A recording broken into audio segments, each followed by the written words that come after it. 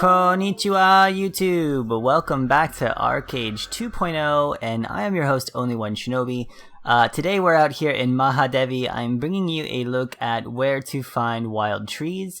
In Maha you can find them southwest and southeast of the City of Towers, basically the south part of the zone in general, where the wooded area is. Now, why is this important, you might think? While I run around and look at some of these trees, try to find some, you're looking for the rubber trees, by the way.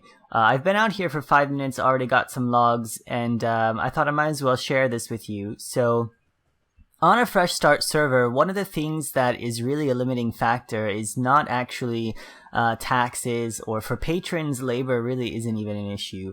What the big thing is on a fresh start server, on a new server, is resources. So you'll probably notice that the prices of things like lumber or stone bricks is really high.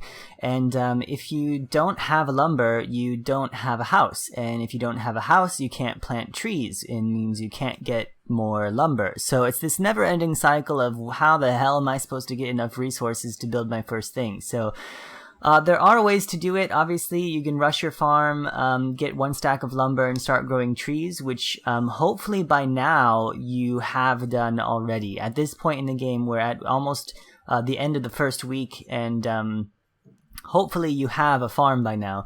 If not, that should be the first thing on your list. If you're a patron, get your farm and start farming, because prices of wood and leather and cloth and all that is really high right now, and you should be growing that and selling it. If you don't have a farm, or if you're a patron and you don't have a farm, or if you're a free-to-play player and you just can't get farms, but you need these resources, then finding them in the wild is one thing you can do. So we're out here in Maha, and I like to run around every few hours, maybe once a day actually.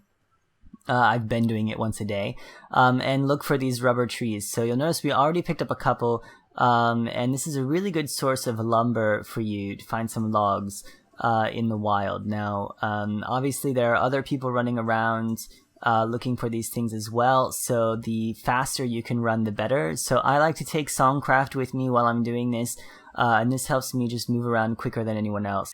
What you want to do is just run around and look for the rubber trees, and they grow quite frequently along the river and in the south part of the zone.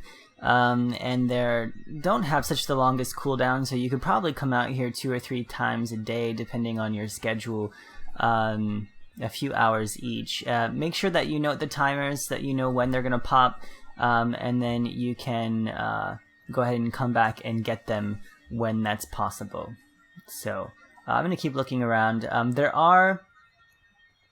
There are a few other things you can do, including setting up your own illegal farm. Now, this area is quite popular with illegal farms. I haven't found any actually on this server, but it used to be quite popular because you can hide the trees among other trees.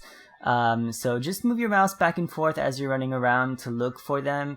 Yews in particular are really hard to spot because they have no leaves. They're just dark brown stalks. So make sure that you're moving your cursor, looking for that little cog wheel that shows you it's something that's interactive. If you're looking to build your own illegal farm, I suggest finding a nice secluded spot and getting started there. Let's take a look at how to do that.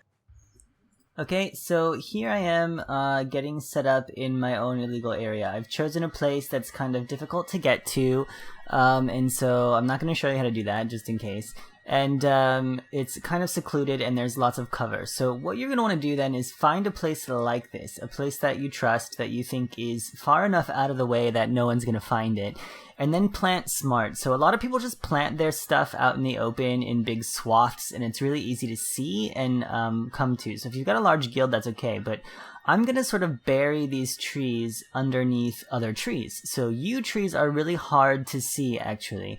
And if we plant them behind this tree here, even when they're fully grown, it's going to be difficult to see because there's no leaves. So I plant the trees underneath other foliage. So if you look for these large trees that have low-hanging branches and then plant underneath them, it's a really good strategy.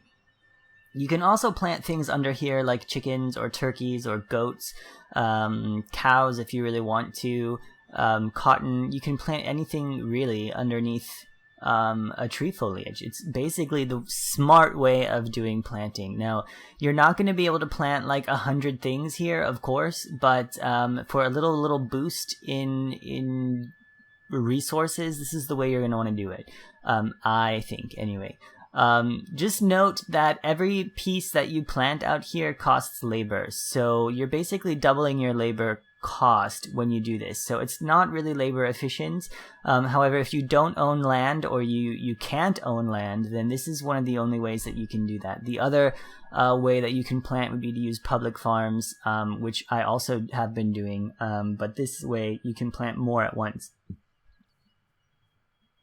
So since I need cotton, I need cloth for my farm upgrade, I'm going to be planting some cotton here as well. Now I'm taking a chance just planting this out on the side of the mountain, but it is up out of the way, so chances are someone who's just running by casually looking for trees is not going to see it. In fact, this area is not casually run by at all, so hopefully no one will find it. And then we can successfully harvest this cotton and upgrade our farm. And there you have it. That's basically the essence of illegal farming. Just make sure that you time these products, these plants, so that you can come back when they're finished and harvest them successfully without them being stolen. Now, another good place to come is out here in Silent Forest. I usually start at Vidiza and run clockwise around the Soundless Lake. In the woods here again. Don't go too far southeast. There's no trees really out there. But this is another good place to look for lumber. There's trees out here that grow. They're called old trees. You may have seen them before. To be honest, the labor to log ratio is really not that good. I think it's 10 labor for only 3 logs. It's really not that great. But if you have labor and you don't have time, this is one of the best strategies for you. So you come up to the trees, the old trees, cut them down. That's basically it. These spawn everywhere. This is basically like a quarry for trees. These old trees spawn and they'll pop randomly into large trees. Some of them do have timers, so you can time them and come back. But essentially that's all you have to do is run around in a giant circle around the lake over and over and over again, and you'll continue to see these old trees. They're a lot like mining veins. So you can do this as long as you really want. This area is heavily farmed with other people, so make sure that you're running fast, or hopefully you're playing on a time when it's low population. But just make sure that when you're coming down here south of Soundless Lake that you actually follow the river, because this little area down here is actually quite full of old trees and many people miss them. So make sure that you come out to the southwest part as far as possible and find these old trees. There are plenty of them lying around here, and then just hop back on and continue your rotation. So that's going to be all for this video. This is just helping you find some wild trees to get that lumber to get your farm up. So I hope you enjoyed this, and if you have any other advice, definitely leave me a comment in the comment section below. But for now, that's going to be all for today. So get to farming and good luck with your farms and your land. For now, Shinobi out.